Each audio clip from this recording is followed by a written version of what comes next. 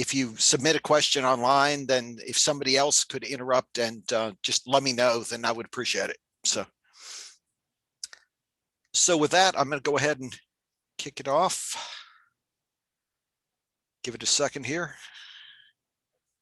Computers thinking are never a good thing.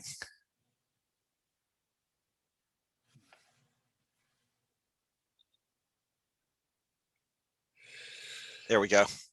Can everyone see the screen? I'll take that to be a yes. Okay. So just my background, just for context, I am a full-time professional photographer specializing in nature photography. I'm director of Nikonian's Academy for North America. I do workshops and private instruction. I'm on the board of NAMPA, the North American Nature Photography Association, and I'm now past president of Georgia Nature Photographers Association. I turned that over to Bill White effective April 1st after 2 years.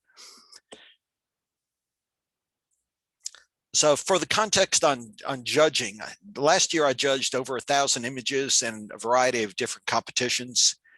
That I'm regularly curate the gallery that GMPA has at Chattahoochee Nature Center. Last year I also did Blue Ridge Arts Association and Booth Museums photo competitions or photo exhibits. In the past have judged for Texas PPA and a variety of others, including your group. In terms of background, I also was chair of NAMPA's showcase competition for a couple of years, and that competition gets about 3,000 entries per year, and it's probably about 30 or 40% from professionals. And then finally, do have some training on judging through PPA's judging workshop, which is a 3-day program. Eric, we are seeing your presenter's view rather than the full view. Okay, let's try this again.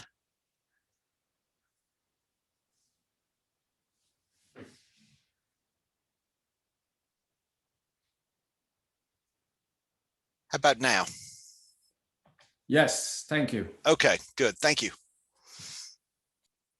Okay, so I'm going to go through a series of kind of general tips, share a few images, and talk about some things that go into it, kind of some points. We'll probably take about 45, 50 minutes, try to have us wrapped up around 8 o'clock.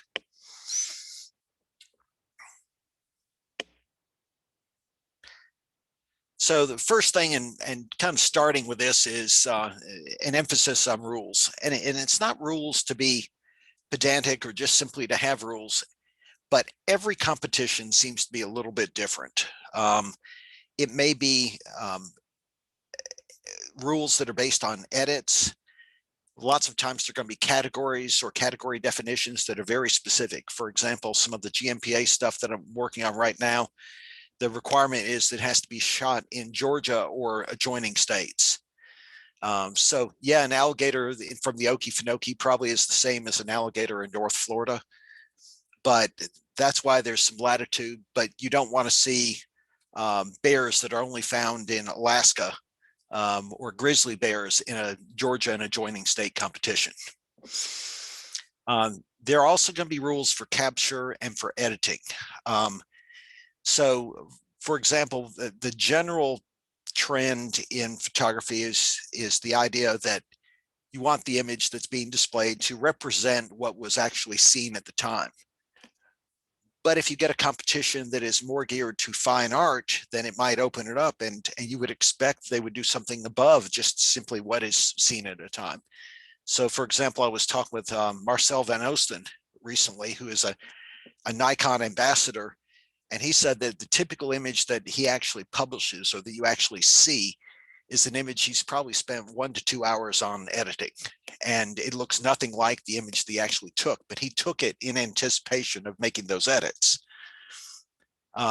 In other cases, you're going to find, for example, the Booth Photography Guild's competition had extensive digital manipulation, and it was just mixed in with images were straight out of the camera. So it did let the image speak and speak for itself, but it was quite honestly hard to judge this blend of images that included straight from the camera with nice edits versus edits that were very creative and might have added or taken things away from the actual shot that was made. But each group is going to be different. And so the judge is going to have to move back and forth, and the photographer is going to have to decide that a given image may not fit all competitions. And so they may decide that I want to compete in this competition, but not in this other one because the rules don't fit as well. Also, one of the things I see disqualifications for fairly often is presentation. And the main thing is going to be identifying marks that have a watermark or something like that that's on the photo itself. Some competitions prohibit that, and if it does, it's just an automatic kick out. Framing, matting, and other types of displays are also part of it. For example, with PPA, I don't know whether they still do, but in the past, in their international competition, the conventional practice was a border, a printed mat, if you will, that was around that image. And that was chosen to complement the photo and make it fit more of a decor setting. But that was the normal practice among those professionals. And so if you did not have that, you wouldn't want to submit just simply a plain white mat for a PPA competition. You can read these for yourself, but one of the ones that I think is interesting to me was club practices, or those unspoken rules. And so that's one that within a club, within a group, the only way you learn that is kind of by experience and by seeing what works. But it's fun to go ahead and try something new and see how it goes in a competition like this.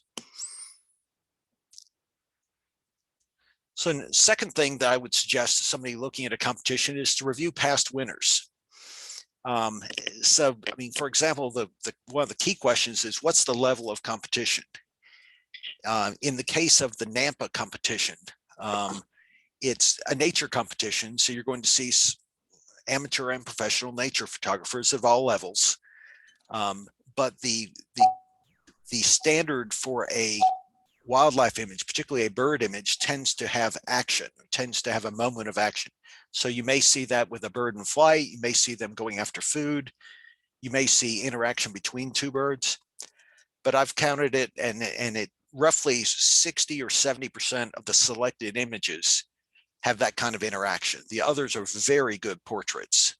So just an average shot of a bird perched on a stick isn't going to go in that competition. It may be a really good shot, but it's going to have a hard time standing out as either a portrait and it's going to lack the action that's going to really make that shot work. Also, you want to see what common subjects or themes might have been used in the past. So for example, we'll talk about it in a little bit, kind of iconic images or cliche images. So are those images successful? For example, how many bear images are you going to see selected in a North American competition? How many images of cats or African animals are you going to see in that kind of competition? Because that's going to give you a sense of the kinds of images that are submitted, and also the way those images are judged, even if it's not judged the same each time. So let me, again, just throw in a few images that I have. This is an image that would be a fine art image, and it's almost exactly shot the way it was out of the camera. The one change that was made is it was rotated from horizontal to vertical. And if you look really close on this, what you see is that it's a trumpet vine blossom, and that blossom's reflected in the water, and that's blue sky and out of focus trees making up the background. But this image fits a particular style and a particular category. So if you match it up with those kinds of competitions, this image does very well because it's unusual, it's striking, it's got really bold color. But it's a fine art image, and that's different than a naturally presented macro or close-up image, which is the other category this might fall into. So one of the things I think about in kind of the first glance when I'm looking at images in a competition is those images that are high impact, the image that gives you a wow. So you look at it, you go through a number of images, you kind of flip through it, and then all of a sudden there's one that just stops you in your tracks. You stand there. Now, there are a lot of things that can create a wow or a pop or something that's kind of gets your attention. But usually it's an image that's well crafted, that has an interesting composition, a fresh perspective, or something that's really unusual and striking. Color, particularly vibrant color, can be used, but it has to be used judiciously, not just because it's loud, but because it brings attention to the subject in a really nice way. Critical timing, the the bird jumping up to catch something that it's going to eat, or a person kind of in flight, or a ballerina in motion captured in the air. That critical timing is also part of what's going to make it work. Whereas that same ballerina in a pretty pose, but just standing still, is going to lack that motion and lack that movement. And so it's not as likely to give you that wow movement. In some judging competitions, what I see first is thumbnails. And so it's interesting because that first glance as to what you see in the image before you click on it and blow it up to full screen size, that often is going to tell you a lot. And so as a photographer, if you can come up with an image that really looks good as a thumbnail, that attracts attention, then it's going to have a tendency to stand out in front of judges later on down the road. It's going to get looked at a little closer. So here, Smoky Mountain sunset. Most of you have been to Morton Overlook. This is one of those images from after the sun is actually set, just a glow on the horizon, a 70 to 200 lens shooting in deep. I shot this both as a vertical and as a horizontal. Both of them have the very vibrant contrasting colors, the oranges, the reds, and the blues. And then you've got clearly defined mountain ridges, which are iconic for the Smokies. And so that's part of what makes this image work.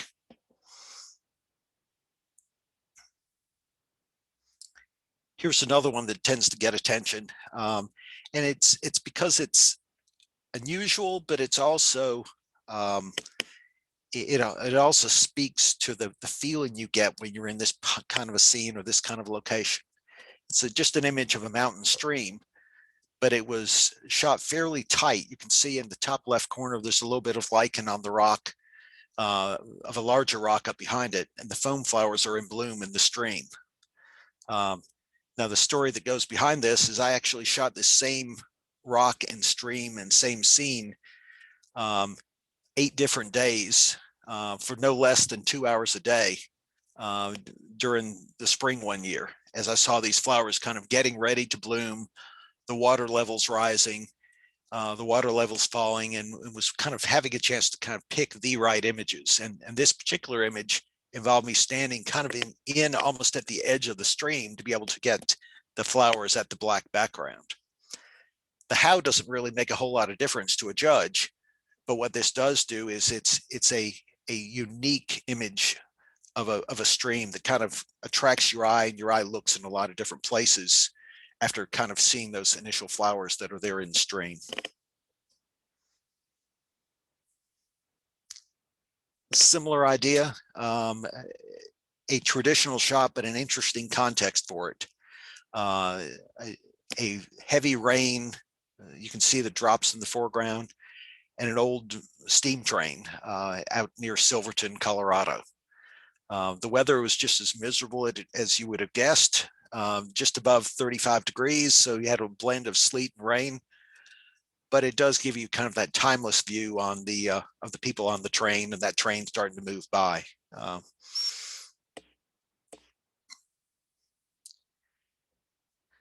So the obvious one in terms of editing a photo starts with your sliders, and I refer to it as sliders, but there are different ways it can be edited. But kind of the point is, don't push the sliders too far or don't overdo it. Excessive clarity, vibrance, dehaze, and saturation are just the killer of a good photo. That you'll get what seems to be a good edit, and you get into it and you're kind of working on it at the time, and you think upping the saturation is a good thing, and it is. But then when you go a little too far, if you're too close to the image, then sometimes you don't pull it back. Sometimes it shows up in the print and didn't show up in your monitor because brightness differences. But in any event, just have to really watch and use restraint with these clarity, vibrance, dehaze, and saturation sliders. Unless, of course, your decision is for this image, it does need that high level. And so it's a technique that's used because that's what the image specifically calls for. Just watch to not overdo it. The thing that often people don't catch is the steps leading up to using those sliders that make them go too far. So a lot of times the picture control or the basic profile in your camera or in your software is going to have some predetermined contrast and saturation that's in that image. And so if you use a vibrant control on the front end, and then you take it another step and you start raising the clarity and vibrance and contrast later during your editing, you're double dipping, if you will. And so you're probably increasing that more than you really expect to. Every now and then, we used to see it more often, but I don't see it that often anymore. Sharpening halos are something to watch out for. Often that comes not from something that the photographer has done intentionally, but it's a preset or something that's happening in the profile or on editing. I actually saw an image a couple of years ago that was a really nice image, great color, that had sharpening halos in it. It turned out the photographer didn't touch the sharpening slider at all, but it was something that was done in the in-camera settings that was brought forward, and that was what created the halo. And it made that image, instead of being first place, was, I think, a third or an honorable mention in the particular competition. And then finally, be careful about brightening your shadows just because you can. Sometimes it can make an image flat because it doesn't have dark enough shadows. While you might want shadow detail, it's okay to have some pure black in your image. It just depends on where that black is and what it does in working with the rest of the image. So I would watch to make sure that you don't eliminate all your shadows as a matter of routine. And the same is true for highlights. Don't eliminate all your highlights by kind of dropping down the highlights and saving your highlights, because it can make an image look just too flat. So let's look at a couple of images. This one, believe it or not, did not use saturation sliders at all. This was out of the camera. I had to tone it down to be able to bring it back in. But that's okay. If you have to tone down saturation because it's got reds and oranges and yellows, then by all means do that. Also, watch your camera settings, because you could have saturation that's in those settings that kind of is part of what you start with. And so your starting point may be more saturated than you really thought. Okay, the question here is it iconic or is it a cliche? You probably have seen and heard about this kind of idea. It's images that are based on iconic photos or in an iconic location. So the ones that come to mind are something, for example, in the Smoky, Sparks Lane or Hyatt Lane. We've all been there. We photograph those fairly often. Morton's Overlook. Sometimes Clingman's Dome can be like that. When you start traveling to other areas, you're going to places that have a name, and you're photographing the thing that has a name. So is that an iconic image of tunnel view in Yosemite National Park that was made famous by Ansel Adams? Or is that image a cliche? I'm going to take the image without question. I'm going to go to that location and photograph it. I'm not saying don't do that. But when you get into a photo competition, one of the things a lot of times judges look for is something that's fresh or new. And they've got this little nagging voice in the back of their mind that is, oh, that's tunnel view. I know the location. I know that that's where Ansel Adams made famous. Or that's Gates of the Valley. Or that's the tree that sits in the middle of the alligator farm in St. Augustine. Or that's Brooks Falls. And that's right next to the overlook at Brooks Falls. And the bears just sit there and salmon jump in their mouth. So you just have to be careful of when you're in these locations to try to create images that are unique, try to create something different, or in fact, it's okay to shoot these images if the image is truly spectacular. So going through some of the ideas here, it's not just about a location. The most common mammals are the big, slow ones. So it's bears. In North America, it's bears, deer, and elk. In Africa, it's the elephants, the giraffes, the zebras, the big cats, of course. And then if you're a bird photographer, it's the wading birds, great blue herons, great egrets, little blue herons, maybe a night heron, spoonbills, ibis. All these birds are fairly common. They're fairly slow. They're relatively big, and you see a lot of them. And what that often means is you could go into the same competition. There might be a dozen or 15 or 20 images of bears or of deer or of elk, all that are submitted.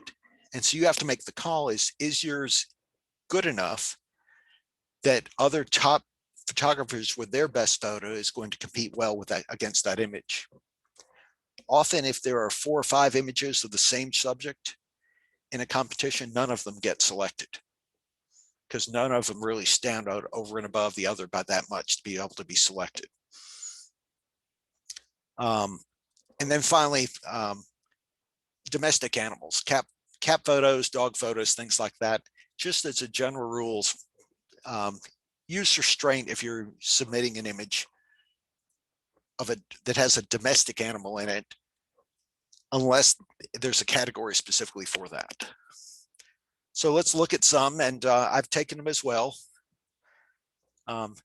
Everyone knows Oxbow Bend. If you're going out to the Grand Tetons in the fall, this is what you're looking for, right?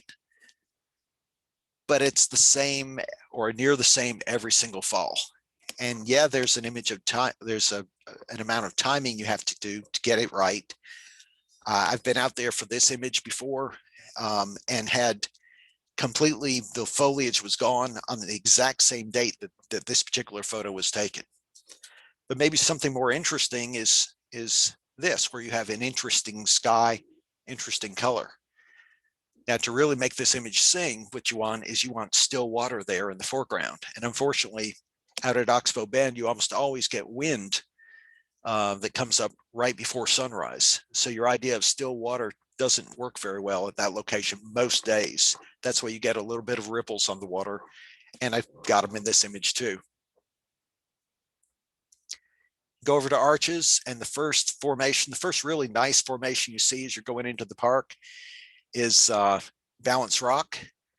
And so it's one of those things that you can't pass up. You've got to stop and take that at least one of the days while you're there. But it's a very common sunset location. And the images are going to look really very similar unless you've got something spectacular going on with the clouds. This is Maroon Bells out in Aspen, Colorado. And if you catch it at the right time of year, you're going to have brilliant aspens and giving their yellow fall color there, but you've got to watch for the water level. Last time I was out there, they'd actually cordoned it off so you couldn't move up to the edge of the water and be able to get this shot at all. They had barriers there for fall color where you couldn't get in close. But this is kind of the iconic photo that you would get normally. But if you go down the road about a couple of miles back toward the entrance, get away from that lake, there's a little small pond there that's actually quite nice. And that's what this one is. It still has the Maroon Bells, the mountains formation in the background, but it's something that's a little different. It's not the same thing you see over and over again. And I mentioned the St. Augustine Alligator Farm. I can't tell you the number of times I've seen photos of birds in this old dead tree that's right there just off the boardwalk. That St. Augustine Alligator Farm is a fantastic place to take photographs, but a bird on a stick or a bird on a branch, even if it's a good photo, is probably not quite enough. It needs to have something else going for it to really work. Simple straight on shots of sunflower, kind of the same way. It's a close-up shot. Graphically, it works really well with the great colors. But it's hard to have this as a winner of a photo contest, just given all the other kinds of images that are being created. And then finally, I mentioned Gates of the Valley. The one trick is to do something a little different. In this case, there was a puddle that was about 3 or 3.5 feet wide that was right at the edge of the stream. And so I got down at the edge of this puddle trying to create a reflection in a foreground that made this image a little bit more interesting. Obviously, the sky was plain blue and there wasn't anything I could do about that. Probably wouldn't do well in a competition, even with the creative use of the small pool. And here, Yosemite, something a little different. You've got El Capitan in the background, excuse me, Half Dome in the background. And it's trying to play up some of the frosty grasses in the foreground as a way to create some interest in the image other than Half Dome itself. Half Dome is there, it's present in the image, but it's not the subject of the image.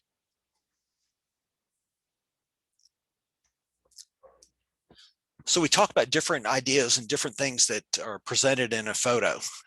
And I think most of this group, from when I've judged before, doesn't do a lot of this, but just it's a reminder that one element does not make a great photo.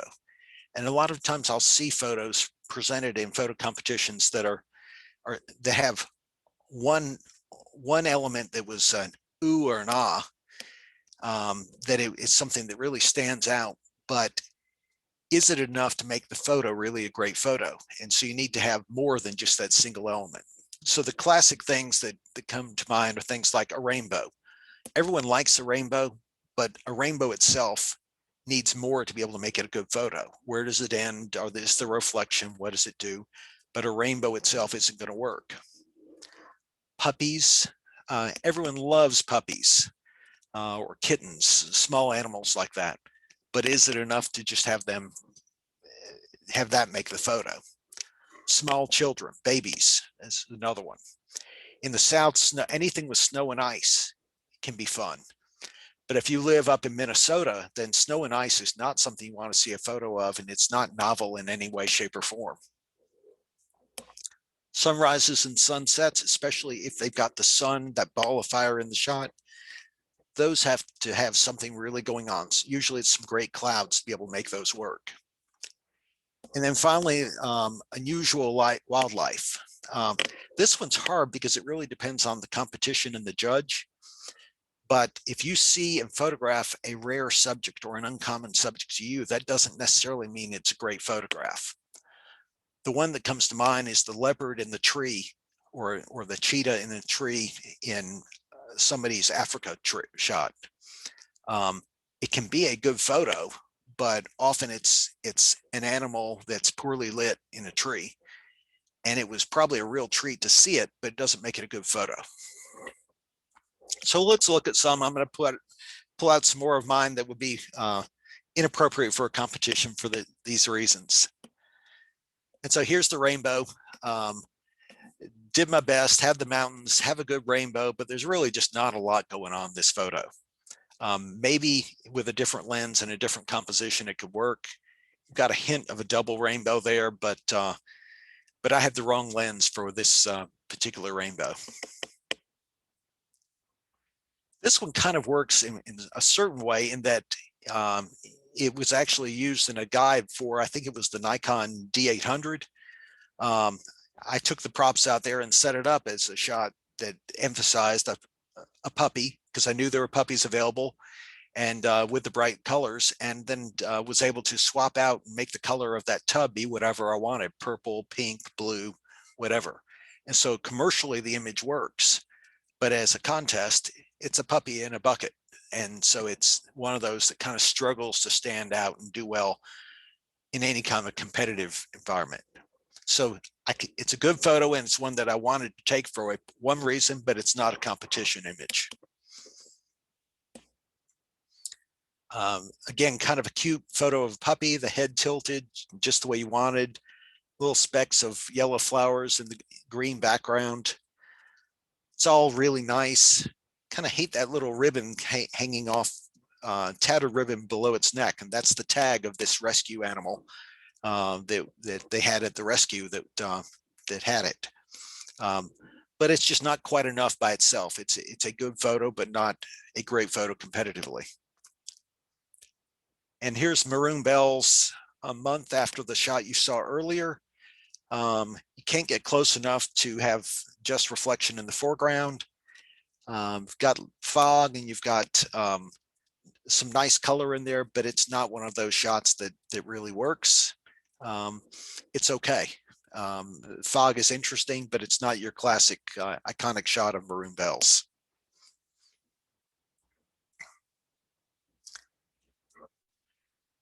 So next is choose the best time of day or the best season.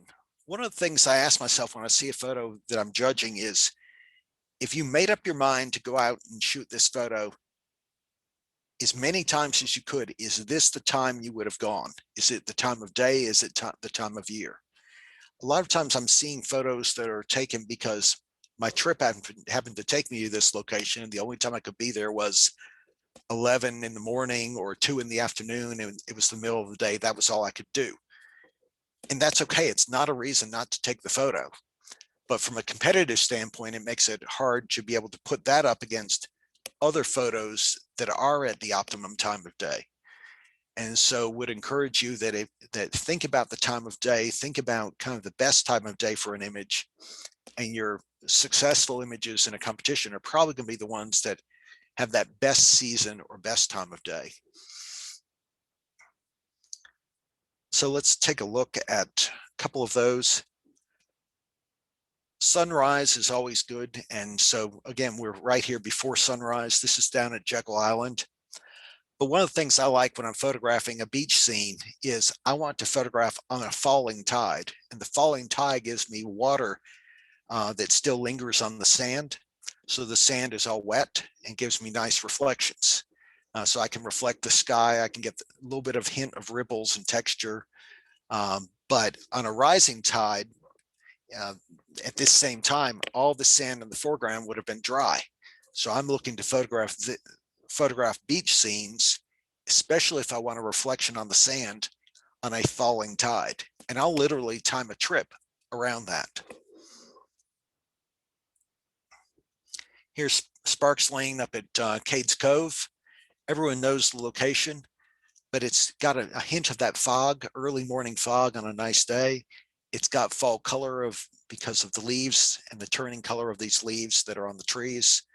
So it's starting to kind of get there. It's not perfect, but it's the right idea in terms of when you want to go to Sparks Lane. The other time of year that's really good there is going to be early spring, where you've got that lime green foliage on the trees.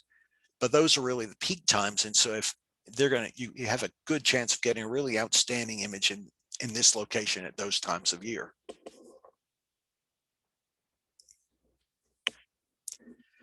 Let me just stop. Are there any questions?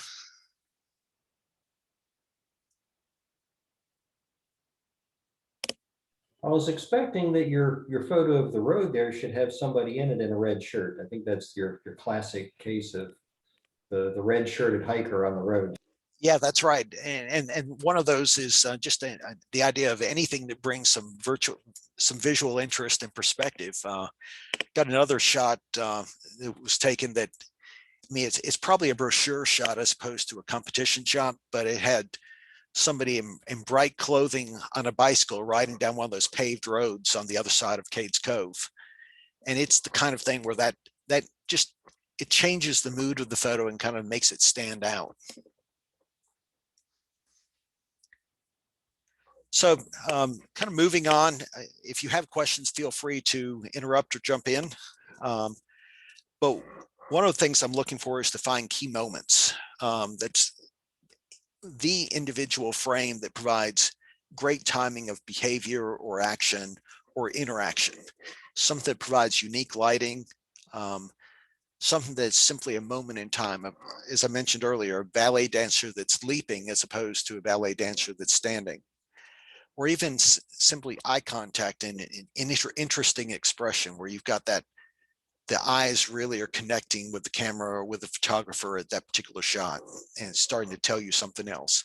Or it could be the eyes of the person in the photo are connecting with another person in the photo, and that's the connection that's being made. But you can tell, and when you look at that photo, it says something different.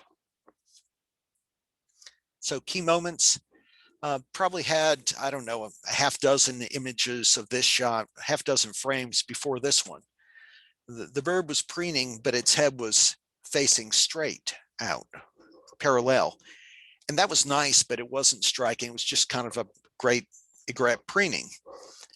But in this case, all of a sudden it cocked back its head, and all of a sudden its beak was parallel to the top feathers. And so you had that alignment of the lines, the angles, and everything seemed to come into place. The shadow behind it, or the dark behind it, was simply a shadow. The bird was in full sun, and so it had a little shadow behind it. And so that's what made this image kind of head the right direction. And then, as we were talking about timing for this is breeding plumage for a great egret.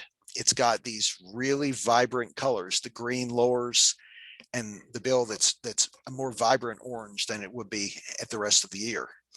And so the reason you want to photograph a great blue heron, or excuse me, a great egret in March or April or May is because of these vibrant breeding plumage that this bird has at that time of year that it doesn't have the rest of the year.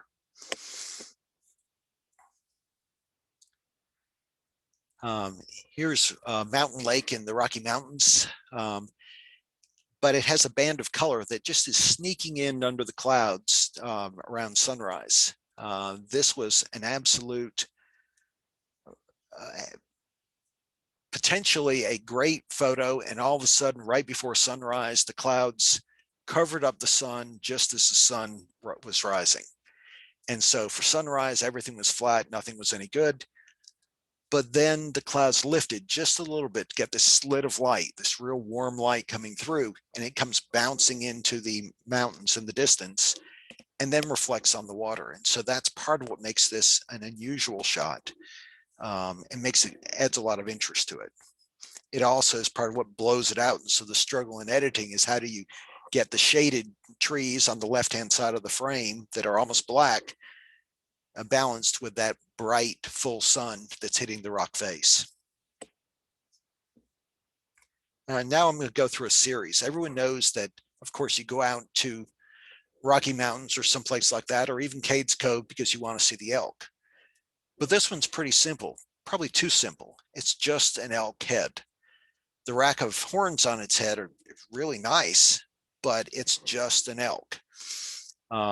It's also got a couple of little distractions there. It's got grasses coming out of the mouth of this elk. So not only was it not competing with another elk or bugling or anything like that, but it's been sitting around eating. And so I've got a nice photo here of an elk at lunch. So that's not good enough. But maybe I look at something that's something a little different. Here's a nice photo of a doe that's in the early morning. It's got fog in the background. This is in Cades Cove. And this deer is just kind of slowly and easily grazing, but I've got really nice color and I've got nice light. So this is a much simpler, less dramatic photo, but it tells you something different. Or instead of the elk photo that we saw, let's see one in good light. And here's not quite as dramatic a rack of horns, but a really nicely lit elk with good light on it, the golds and the greens behind it. Or here, another elk, in this case bugling, and you can see the steam out in front of it. Barely make out a distant elk in the background, and you obviously have the background with some fall color. So each one of these is telling you a little different, but what it's telling me to begin with is this one's a throwaway. And so even though this is the one that's the headshot, even though this is the one that's close, it lacks the context and the environment of all these other shots and lacks the storytelling that goes with that. So the next tip is to make an emotional connection. And this one can be hard, but you kind of know the image. It's the one that you say, oh, that's great, or oh, you see it, or isn't that sweet, or isn't that nice, or it makes you think back on something you've actually experienced in the past. And those kind of emotional connections make an image do really, really well. Sometimes using humor, but not humor that seems forced or is a cliche. Not humor that needs to be explained, but just that one that kind of makes you immediately brings a smile to your face. telling a story or even showing a surprise are different ways of having an emotional connection. And this idea of storytelling in the image, not just a flat subject, not just a headshot that fills the frame, but what's the story that goes with this image? And so here we've got a bed, got a little young bear, and just a real sweet look on its face, the way its head's crossing its paw. My dog has exactly the same pose, and it's a sweet pose when the dog positions its head that way. And in this case, the eye contact with the bear kind of helps make it work, but it's that context. And then you also think about it and think, boy, those are long and big claws, even for this young bear. This is a different type of competition image, but it really is speaking to the emotion involved in the scene. It's Tiger Woods when he won the PGA Tour Championship out at East Lake, and you can see his caddy, Joe LaCava, giving him a hug.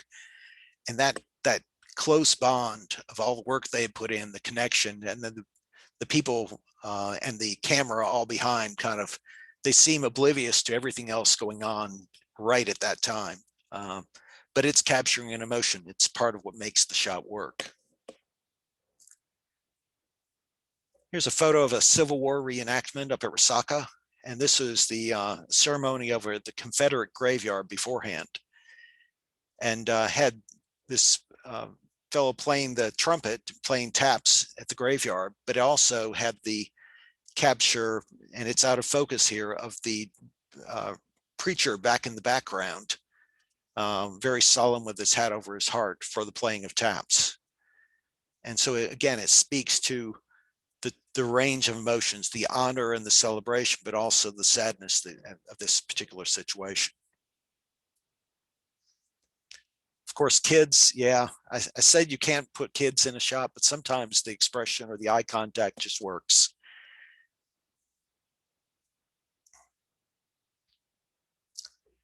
Watch the details. I hate to nitpick an image, but sometimes there are things that just are so obvious that ought to be corrected that it keeps a good image from being able to move forward. And dust spots is probably one of the main violators with digital cameras. So whatever you do, just be sure you take a really good look and see if you can find any dust spot in your image. Even if it's a digital competition, sometimes it helps to print that image and print it at least as an 8x10, maybe an 11x14, something that's big enough where you can take a good look at it and see if you can spot a dust spot. I'm not going to catch a dust spot if I have to go to 100% to see it when I'm judging. But if it's sitting there and it's kind of like, what's this thing flying in the sky? Then I have to address it and have to think about it and do it. Trash is something that there's probably some debate on that. Do you want to photograph something with street photography so it's photographed as it is? Or do you want to clean it up because it is not a desired image, a desired component of the photo that you really would conceive, and so let's take it out and fix the image. I think my first PPA submission, one of the submissions I had in PPA, has some trash that was over on the side of the frame.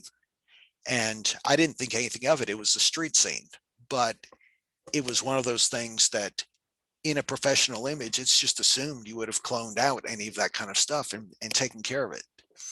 And so it's a good lesson learned. So now I always make sure that I eliminate images that have any kind of trash or debris or stuff like that in it.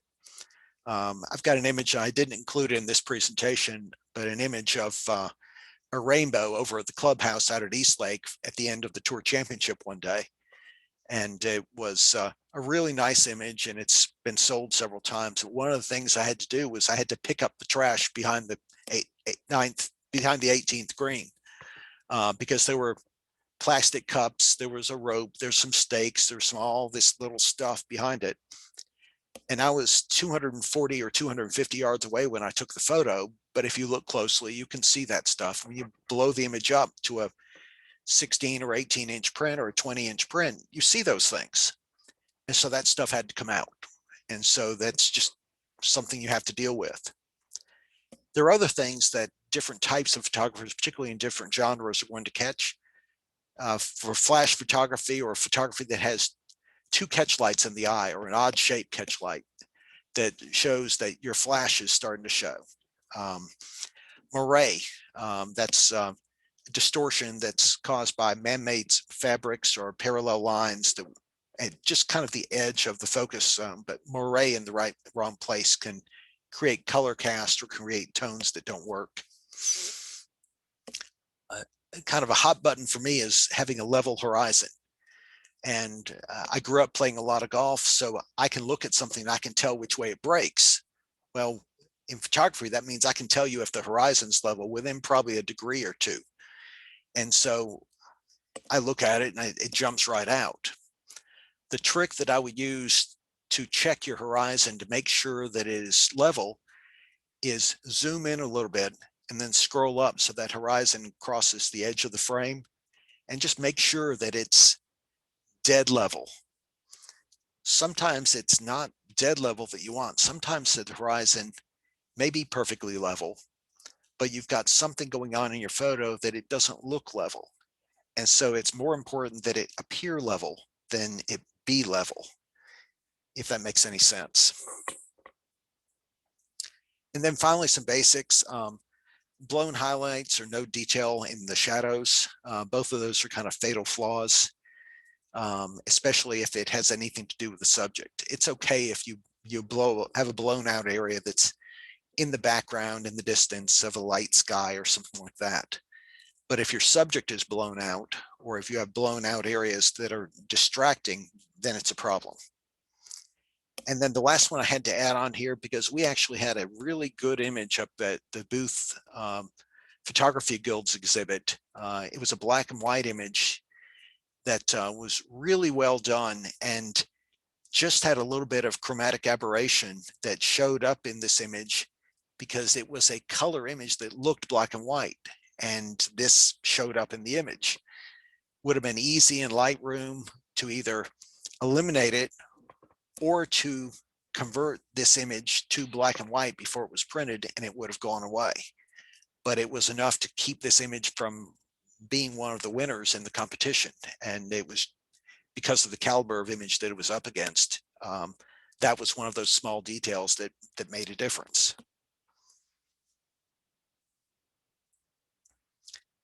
So again, here we're looking at details. This is one of those images, had a couple of little dust spots up in the top of the sky, had to clean those up, and actually had to be cropped to remove a rider on the far left of the frame that was half in the frame and half out. I didn't want to clip off anything halfway. So just a real simple image, good colors, but those little things make a difference.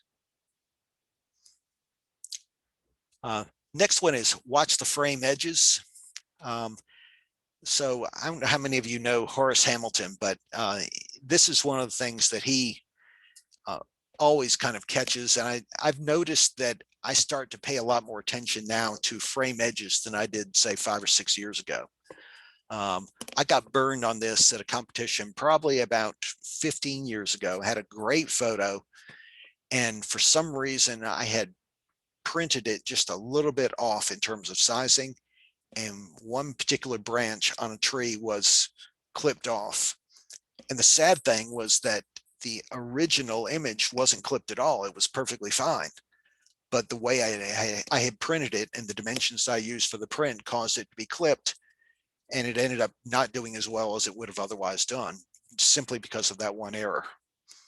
So when you're taking a photo, and particularly when you're taking it, but also if you're considering it for competition, take a look around the edge and look at the frame edges and be sure there's nothing there that is crossing that frame edge that looks like it's distracting. The worst thing is little things that kind of barely intrude or barely get clipped off. If something's going to cross the frame edge, you want it to look intentional. You want to place the subject and also define the frame edges with intent as much as possible. You also don't want to attract the eye to the edge of the frame. So a bright or really dark element on the frame edge can work against you. And then finally, how is vignetting being used? I saw an image just recently that was a beautiful landscape, and they, as a matter of routine, just simply applied a vignette to the final image output. But it looked heavy-handed. Instead of being a light vignette, that enhanced the image, but you didn't really notice. In this case, it was just simply dark corners. Well, that's a lens correction that software is trying to correct out the dark corners. So don't put them back in with a vignette if your software is trying to take them out. The attractive vignette normally would be subtle, normally would not be something that you really notice. It just simply enhances the subject. And there are a lot of different ways you can do it. It can take away from a photo if a vignette goes kind of over the top of something that should be pronounced in the image. So I saw another image recently of a couple of ibis, and one of the ibis's bill, because it was down at the bottom of the frame, kind of had a vignette that darkened it. It's okay to use vignetting, but keep it subtle. And then the other thing that you probably want to try to do is, if an automated vignette doesn't work, then it's okay to create a vignette manually, just with a brush adjustment. You can create it on the edge of the frame, and it'll look really good. And you can address these little small issues of frame edges where you want something left alone and not vignetted to make it more subtle.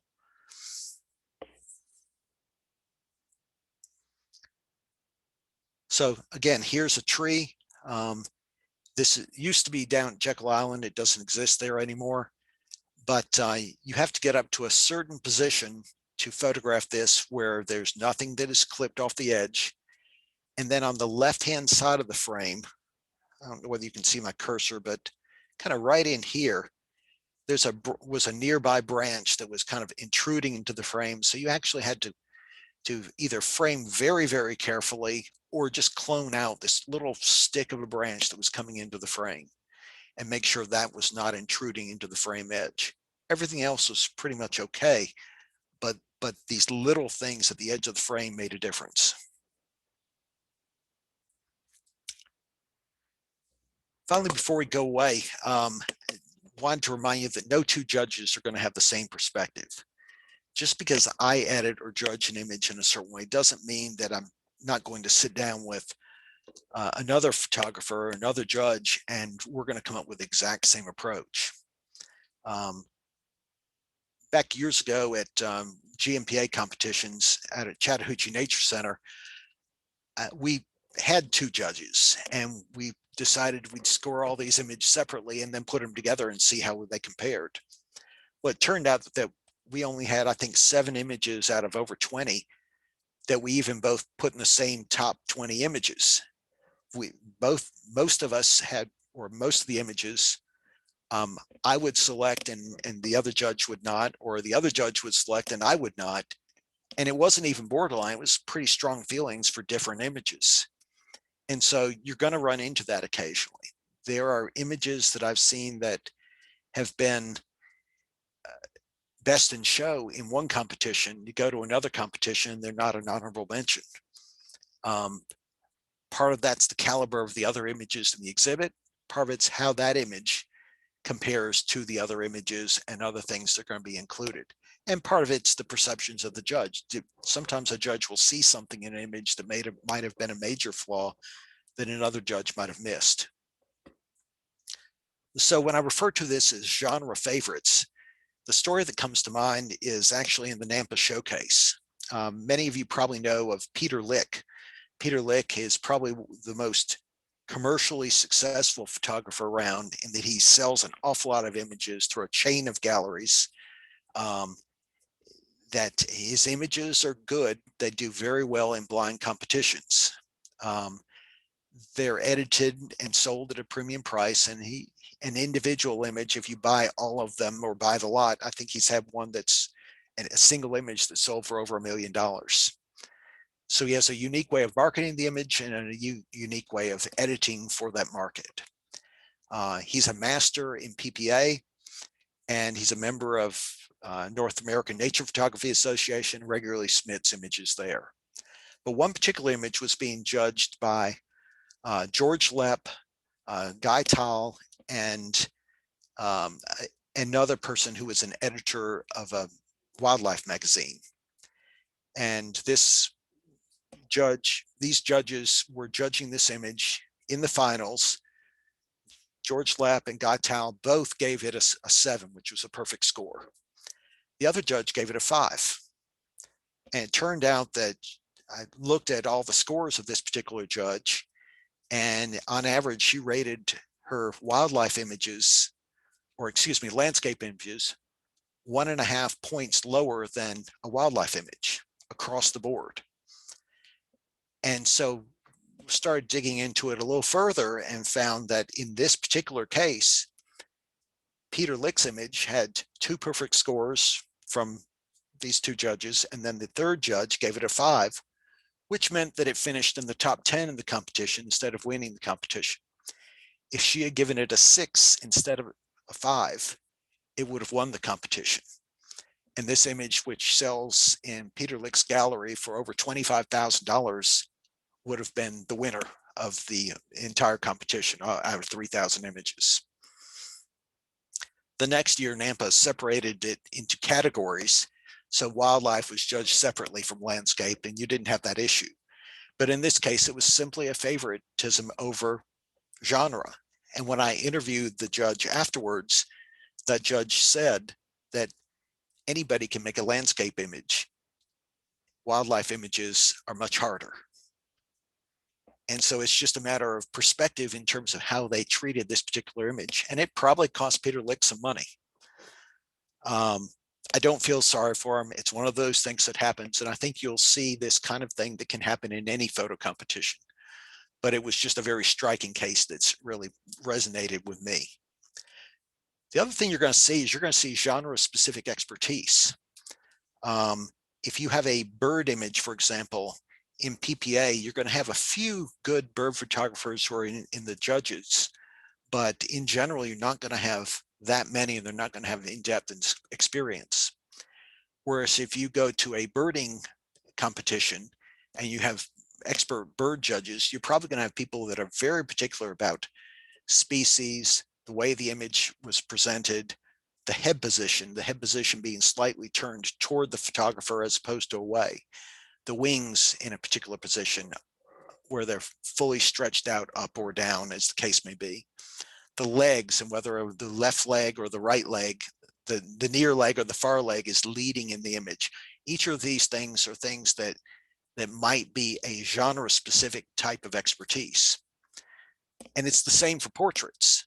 I mean, there are things about portrait photography that are just the kiss of death for an experienced portrait photographer that somebody who doesn't shoot portraits regularly might not even notice.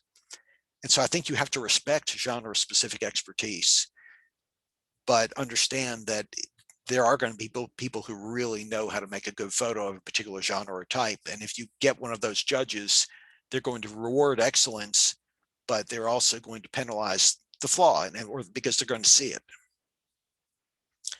Within that type of expertise, or variation among judges, you're going to have hot buttons, things that are good or bad.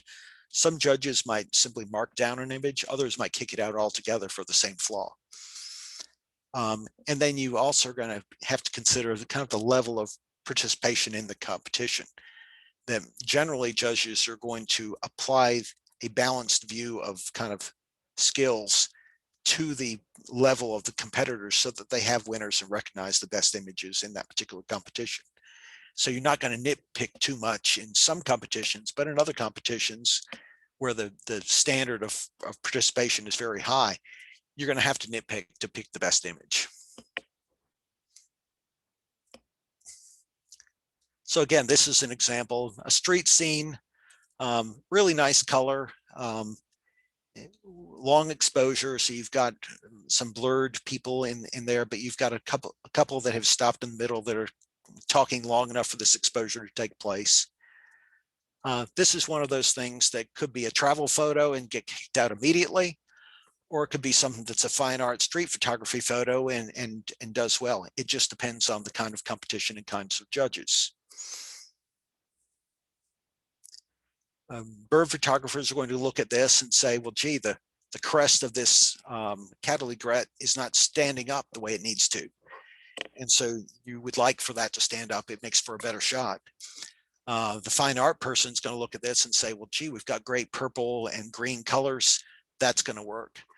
The plant photographer, macro photographer is going to look at it and say, well, gee, I've got too much trash going on with those leaves. That doesn't work. So each image is going to be a little different in terms of how it's handled. Again, birds would love to see more reflection here, but you've got the eye capture and the bird is coming in for a landing. Did you notice though that this bird has 4 legs? 2 extra little legs back there behind it of a bird that's behind it. Here, terns courting. There's a certain time of year when terns come in bringing fish, and the deal is the male tern comes in, brings a fish, and they do this little dance in a circle. The female tern accepts it or doesn't accept it, and if she accepts the fish, then they mate. If she turns down the fish, then he goes off and gives the fish to another tern and hopes to be able to mate with her. So in this case, it's just kind of part of the story, but a tern carrying a fish at the right time of year in the right place works really well, and it's easy to get. Other times of year, it's very hard.